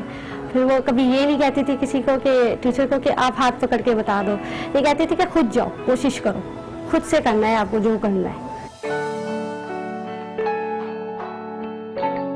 इस तरह की जो चीज़ें होती हैं ना, जो आपको डीमोटिवेट कर रहे होते हैं, वो हम नहीं चाहते बिल्कुल भी। बाकी ये कि अब हमें एक फैक्ट है, नज़र नहीं आता, तो कहीं ना कहीं हेल्प की तो ज़रूरत पड़ जाती है। जैसे अब मुझे मार्केट जाना होता है शॉपिंग के लिए, तो ऑब्वियसली उसके लिए मुझे एक साइटेड पर्सन की ज़रूरत पड़ती है। हमारे बच्चे हमारे अभी से हमारी इतनी हेल्प कर रहे हैं, इतना उन्हें अंदाज़ा हो गया है कि मुस्तकबिल में तो यही हमारी आँखें हैं, यही हमारा सहारा है।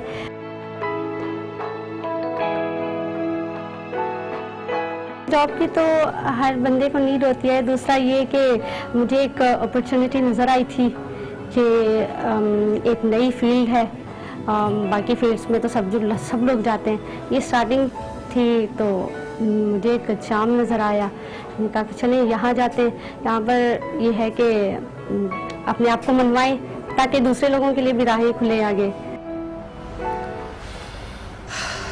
क्या बात करें रक्षंदा की, हम जिनको आप देख सकते हैं कि दिखाई ना देने के बावजूद भी वो इस शोबे में काम कर रही हैं और बड़ी बाइज्जत जिंदगी गुजारी है। और कहते हैं सबा के खुदा अगर किसी एक शख्स से कोई एक चीज ले लेता है तो उसकी जगह और बड़े हुनर और बड़ी सलाहियतें उस शख्स को अता कर देता है, और ऐसी स्टोरी हमने देखी रक्षंदा की। बिल्कुल रास्ते खोल देता है। डिसेबिलिटी के बावजूद भी कितनी पुरज़्म है, कितनी कॉन्फिडेंट है। और कॉन्फिडेंस की बात हो रही है तो फिर एक्सरसाइज की बात कर लेते हैं, जिसको करने के बाद बंदा बड़ा फ्रेश और कॉन्फिडेंट फील करता है। तो चलते हैं शरियार की जानिब, जो हमें बता रहे हैं कि आज वो 5 मिनट में आपको फिट कैसे रख सकते हैं।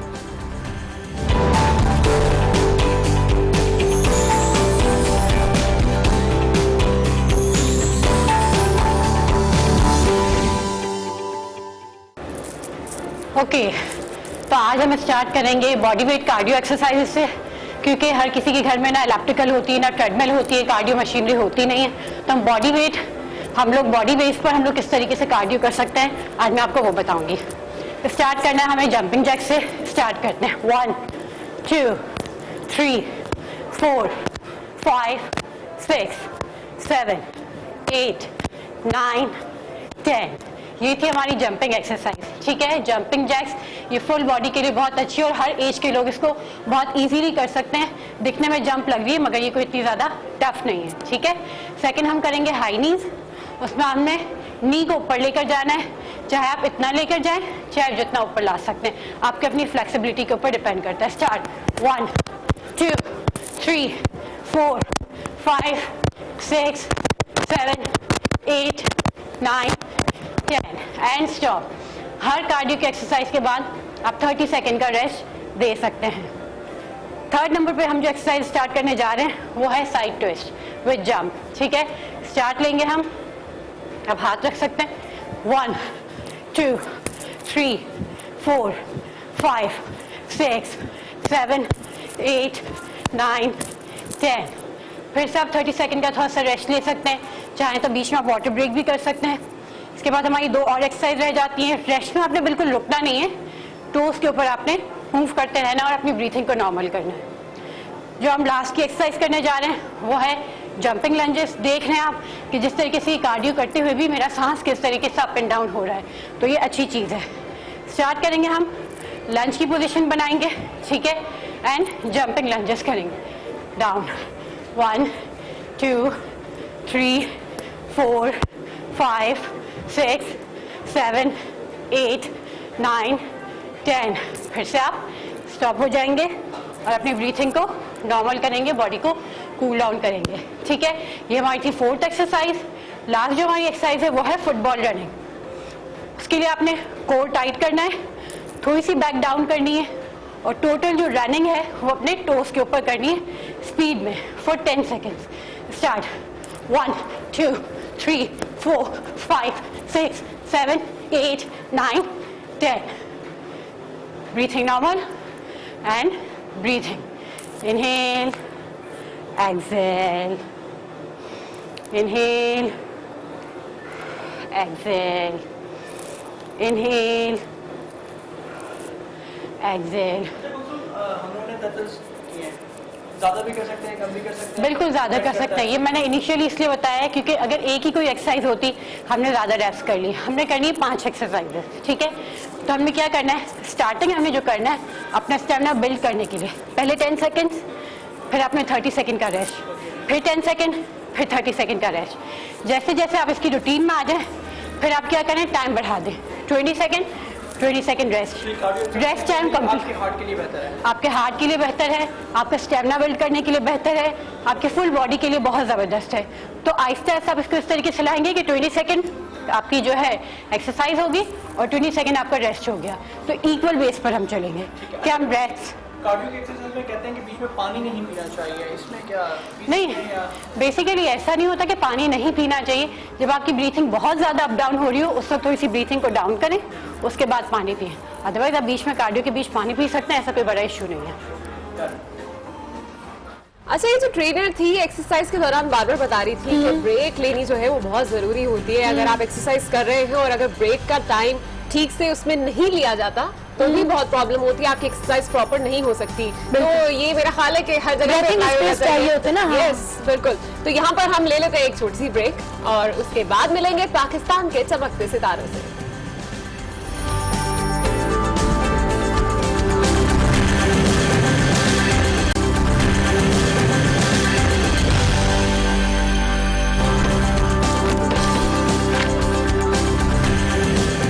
Welcome back to good morning Aaj. और फाइनली चमकते सितारे हमारे साथ स्टूडियोज में मौजूद है young talent, energetic talent, theatre artist Iram Bashir और उवैस मुबश्शिर। मिलते हैं उनसे। ये है पाकिस्तान के चमकते सितारे। अस्सलाम वालेकुम and welcome to good morning Aaj. कैसे आप लोग? अल्हम्दुलिल्लाह। अच्छा, इरम से तो अभी मैं ऑफ कैमरा भी बात कर रही थी, तो इरम की तो पिच ही ऐसी है कि पता चल रहा है कि जी कोई थिएटर इरम ने कह दिया कि मैं ये करने वाली हूँ। नहीं, इनकी तो पिच से पता चल जाता है कि ये क्या बोलने वाले हैं, क्या करने वाले हैं। जबरदस्त, आपकी पिच तो बहुत अच्छी है। बिल्कुल, इसीलिए ट्रेनिंग होती है नेफा में। अच्छा, कितने टाइम की ट्रेनिंग थी? 3 साल। 3 साल की। तो आप कंप्लीट कर चुकी हैं अपनी ट्रेनिंग? और वैसे आप? मेरा फाइनल ईयर चल रहा है अभी नेफा में। अच्छा, तो क्या मतलब क्या प्रोसेस होता है? पहले साल में ग्रेजुअली इनिशियली सिखाना शुरू कर देते हैं? इम्प्रोवाइजेशन होती है, स्क्रिप्ट होती है, उस पर काम होता है और हमारी बहुत अच्छी डिक्शन की क्लास होती है, जहाँ साहब लेते हैं। वो प्रोसेस होता है, उससे हम 1 साल फिर 2 साल कैरी करते हैं, फिर एक प्रॉपर आपको चीज़ पता चलने लग जाती है एक्टिंग के बारे में। अच्छा, एक चीज जैसे कि हम कैमरा देखते हैं, कैमरे को ही रिपोर्ट करते हैं, आप लोग ऑडियंस से डायरेक्ट डील करते हैं। कैसा प्रेशर होता है जब आपने परफॉर्म करना हो, बेतहाशा लोग आपके सामने हो? यही तो ट्रेनिंग होती है 3 साल की, जब आपको स्क्रिप्ट मिला होता है और आप एक कम्युनिकेशन कर रहे होते हैं, एक एक्टर होता है सामने, तो आपको सिचुएशन पता होती है, परफॉर्म कर रहे होते हैं ना, तो आपको नहीं समझ में आता कि सामने ऑडियंस बैठी हुई है, आप वो सिचुएशन प्ले कर रहे होते हैं, तो उसमें और ज्यादा मजा आता है। एक्चुअली ऑडियंस का जो फियर है हाँ। वो हमारा ऑफ स्टेज तक रहता है। हम एक बार स्टेज पे चढ़ जाएं तो फिर हम ही किंग होते हैं। लेकिन उमेश कभी कभी ऐसा होता है ना कि कोई डायलॉग मिस हो गया, कोई एक्ट मिस हो गया, तो उसको अब सामने ऑडियंस बैठी है, उसको कैसे कवर अप करना है, कैसे संभालना है, फिर क्या करते हैं? एक्चुअली हमारे पास एक सब्जेक्ट होता है इम्प्रोवाइजेशन का। अच्छा। ठीक है, और उसके अंदर बाकायदा हमें सिखाया जाता है कि अगर इस तरह किसी हमारे को एक्टर से अगर गलती हो जाए या हमसे हो जाए गलती, तो उसको कवर अप कैसे करना है कि ऑडियंस को पता ना चले। तो उसकी बाकायदा ये 3 साल तक ट्रेनिंग भी होती है हमारे पूरे प्रोग्राम में, कि हमें सिखाया जाता है उस चीज को कि किस तरह हमने लेकर आगे बढ़ना। तो हम ये कैसे पता करने क्या देते हैं। सिखाते हैं उसमें कि अगर आपका सपोज आप दोनों बैठे हैं और कोई इनका डायलॉग था वो मिस कर दिया, नेक्स्ट डायलॉग आपका है, तो कैसे बहुत दफा हाँ ऐसा होता है, कल भी हुआ। तो इसके अंदर होता है कि हमें चूंकि पता होता है कि आगे क्यों किया है, तो हम ही क्यों दे देते हैं, कुछ ना कुछ ऐसा डायलॉग दे देंगे कि अगले को याद आ जाए कि यहाँ से कंटिन्यू। तो 2-4 डायलॉग्स की ऐसे कंटिन्यूटी हमारी इम्प्रोवाइजेशन हो जाती है। क्यूज भी नहीं, और आपका 1.5 महीना रिहर्स होता है ना, तो आपको एज अ एक्टर पता चल जाता है कि कब कौन सी सिचुएशन में आप कैसे कैरी करेंगे। तो ये आपका ट्रेनिंग इसीलिए प्रोसीजर होता है कि जब आप रिहर्सल रखते हैं, रिहर्सल भी एक टाइम मांगता है, और उसमें आपको सब पता चल जाता है कि अगर आप स्टेज पे जा रहे हैं और कोई एक्टर भूल रहा है या कुछ भी ऐसा हो रहा है, तो आपको पता है कि आगे आने वाली सिचुएशन क्या है या मुझे प्ले क्या के लिए देना है। कितने दिनों की रिहर्सल करते हैं आप? कितने महीनों की कह सकते हैं? हाँ, महीने लगते हैं प्ले के लिए। जी हाँ जी, अगर उसको कोई अच्छी तरीके से परफॉर्म करना है। हमें तो तकरीबन को 1.5 महीना लगा था इस प्ले में, 1.5 से 2 महीना लगा। बीच में गैप भी आया, उसकी वजह ये कि हम लोगों ने पहले एक बार ये अभी आर्ट काउंसिल में भी परफॉर्म किया कराची थिएटर फेस्टिवल में, और हम लोग इसकी तैयारी तो वैसे रमजान से कर रहे प्लेस थे। होते हैं या फिर हर क्वार्टर में आपके प्लेस होते हैं, किस तरीके से?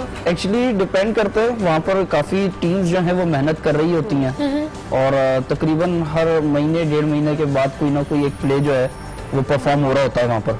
हम लोग इसकी तैयारी कुछ रमजान से कर रहे थे, तो हमने 1-2 बार परफॉर्म भी किया आर्ट काउंसिल में, नेपा में ही किया। अब इसको कमर्शियली जो है वो 5 दिन तक हम लोग इसको प्ले करना है। अच्छा, परफॉर्मेंस क्या थी उसमें, क्या कैरेक्टर्स थे, स्टोरी लाइन क्या थी? एक्चुअली हम 3 कैरेक्टर्स हैं, मैं और मेरा दोस्त है साथ, तमीजुद्दीन, और मैं कुतुबुद्दीन हूँ, और ये हमारी नई पड़ोसन आई है, ये हमारी पड़ोसन है सूफिया, सूफी कहते हैं ना प्यार से सूफी। अभी तो 3 नहीं है, आप 2 हैं, अभी क्या परफॉर्म करके दिखाएंगे हमें? हम उसी का एक पीस जो हम लोगों का है, हम इंडिविजुअल हम वो परफॉर्म कर देते हैं। शुरू आज करें? के लिए। जी तो हम थोड़ा सा खड़े होकर यहाँ पर परफॉर्म करें। बिल्कुल, या श्योर। सही है। तो Kutsiya and Qutubuddin, right? Sufiya and Qutubuddin. Sufiya and Qutubuddin. Sufiya. Sufiya. Yeah, I'm going to watch now.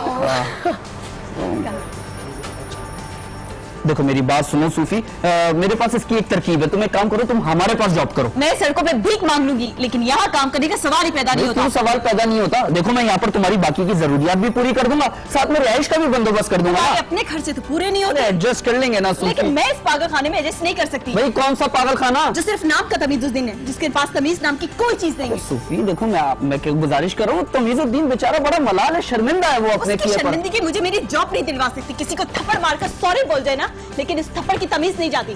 समझे? तुम लोग जो इतनी दलाइल लिखते हो, कभी दूसरों के राइट का ख्याल किया? मैंने पढ़ा है तुम्हारा गॉसिप मैगजीन, जिसमें बदतमीजी तनकीद 2 ही चीजें, जहाँ रहते हो उस मुल्क पे तनकीद करते हो, उन्हीं लोगों का मजाक उड़ाते हो। मुझसे मोहब्बत ना करना मुझसे गद्दारी होता है। गद्दार कैसे कह सकती है? 1 मिनट को मेरे एक्सप्रेशंस, मुझे लगता है कि बिल्कुल दंग रह गई थी मैं कि हो क्या रहा है सामने, एकदम से जैसे शायद बाकी ही में कोई ज्यादा कोऑर्डिनेशन और सिंकिंग, जबरदस्त। वो बोल रहे थे और वो उठा रही थी, और एक्ट के साथ साथ एक्चुअली यहाँ पर अभी भी स्पेस बहुत कम था। बहुत टैलेंट है पाकिस्तान में। हाँ अल्हम्दुलिल्लाह, ये तो थैंक यू। जबरदस्त, और बहुत अच्छा लगा आप लोगों का ये प्ले देखकर भी, और ये स्टोरी कुछ आप उन्हें समझाने की कोशिश कर रही हैं। इसका जो फ्रेंड है जो मेरे पीछे पागल हो रहा है, अच्छा ऐसी स्टूपिड सी हरकतें करता है कि मेरे ऑफिस में आ जाता है, कभी कुछ तोहफे लेकर, कभी कुछ तोहफे लेकर। तो मैं बहुत इरिटेट हो रही हूँ, मेरी जॉब छूट रही है, तो मैं इसके पास आई हूँ कि उसको समझाओ या मेरा पीछे छोड़ दे। तो मैं इसको ये बातें समझा रही हूँ, और ये लोग मैगजीन लिखते। मैंने कहा अपने तुम लोग सूरत हाल पर देख नहीं सकते हो, और मुझे आकर वो तंग कर रहा होता है, तुम अपने आपके मसले भी तो सॉल्व करो ना। अच्छा इरम, अभी जब आपने इनको आप थप्पड़ मार रही थी, कभी ऐसा हुआ है कि स्टेज पे असली में लग गया? एक बार ऐसा हो चुका हुआ है। अच्छा। लेकिन वो रिहर्सल में हुआ था एक्चुअली, स्टेज पे नहीं। हाँ। तो उसके बाद से हमने और ज्यादा रिहर्स किया। अच्छा। तो ये ना हो जाए तो ऐसा। नहीं, उसमें क्या हो जाता है? लेकिन अभी तो चूंकि हमारे पास को क्या करने का दिल चाह रहा था कि नहीं, ऐसा कुछ नहीं होता, हम लोग बहुत अच्छे होते हैं। अच्छे तरीके से आता है ऐसे एक्टर सामने। एक बार मैंने इसे थप्पड़ मारा, फिर भी मैं डायलॉग दे रही थी क्योंकि मेरे दिल में तो बात आ रही थी यार थप्पड़ जोर से लग गया है। और कभी ये तो थप्पड़ लग गया ना, हम एज ऑडियंस के सामने परफॉर्म कर रहे तो बहुत सारे ऑडियंस मुझसे आके पूछते हैं तुमने इतने बुरे तरीके से उसको थप्पड़ मारा, सिर्फ ये एक नहीं था थप्पड़। मैं ये बता रहा हूँ कि यहाँ पर चूंकि ऐसा स्पेस नहीं है और वो टेक्स्ट अभी हम लोग यहाँ पर कर नहीं सकते जो हम उस टाइम स्टेज पर कर रहे होते हैं, लेकिन इम्पैक्ट यही होता है कि इसने रियल में मारा है। अच्छा ये बताएं वैसो इरम, आप दोनों के लिए सबसे ज्यादा चैलेंजिंग कौन सा कैरेक्टर होता है करना? मतलब कुछ लोगों को रोना बड़ा मुश्किल लगता है, कुछ लोगों को कॉमेडी करना बड़ा मुश्किल लगता है, तो कौन सी ऐसी चीज है जो आपको करना आपको लगता है बहुत बड़ा चैलेंज है और अभी तक आपने नहीं किया? तो चैलेंज तो देखिए अभी तक ऐसा कुछ हुआ नहीं। कॉमेडी हम लोगों का प्लस पॉइंट है, ठीक है, अच्छा। हम लोगों के पंचेस थोड़े अच्छे होते हैं, कॉमेडी टाइमिंग अच्छी है, तो उसमें हमें इतनी फिक्र नहीं है। अच्छा। लेकिन सीरियस प्ले में अब उसमें मुश्किल इसलिए नहीं कहता, हमारे टीचर्स बहुत अच्छे हैं, एक्सपीरियंस टीचर हैं नेपा के अंदर, और वो जिस तरह मेथड एक्टिंग में और एक्सरसाइजेस करा कर हमारे अंदर की फीलिंग्स और इमोशंस को निकालते हैं, तो उसके बाद तो दिल चाहता है कि बार बार करना है ये कैरेक्टर। अभी हमने जब लास्ट टाइम शेक्सपियर किया है, और हमारी डायरेक्टर हैं मैम उज़मा सबीन, जिन्होंने मेरे सामने वाली खिड़की की है डायरेक्ट, उन्होंने ही हमें मैकबेथ और शेक्सपियर के 2 और प्लेस करवाए, उथेल और किंग लियर। तो उनकी इतनी खूबसूरत मेहनत थी, और वो एक सीरियस प्ले शेक्सपियर आपको पता है, उसकी राइटिंग ही एक अपनी तरह होती है, तो उसके बाद तो दिल ही नहीं चाह रहा था कॉमेडी करने का कि यार ये कर नहीं सकते, वो चैलेंजिंग था। लेकिन शेक्सपियर करने के बाद हम सोचते हैं कि I think so there is nothing जो हमारे लिए इतना चैलेंजिंग हो। चलिए जनाब, बहुत अच्छा लगा आप लोगों से मिलके भी। पाकिस्तान के चमकते सितारे आज हमारे साथ शो में मौजूद थे, अवैस और इरम, और मैं कभी थिएटर नहीं गई ना, लेकिन अब इन लोगों की परफॉर्मेंस जो मैंने यहाँ अपने शो में देखी, उसके बाद गाइस मैं आ रही हूँ और मैं जरूर देखा करूंगी अब आपके प्लेस। बिल्कुल, और अगर इसी तरह का टैलेंट आप में मौजूद है और आप भी इसी सीट पर आना चाहते हैं तो हमें अपनी कहानी बताएं हमारी सोशल मीडिया साइट पर। बिल्कुल, गुड मॉर्निंग आज के प्लेटफॉर्म से ऐसे ही नए टैलेंट को लाते रहेंगे, और अगर आपके जहन में भी कोई और आइडियाज हैं तो आप हमें मैसेज कर सकते हैं हमारे फेसबुक पर। तो देखना मत भूलिएगा, कल भी लेकर आएंगे आपके लिए एक नया टॉपिक और बहुत सारी डिफरेंट चीजें। So keep watching. Good morning आज।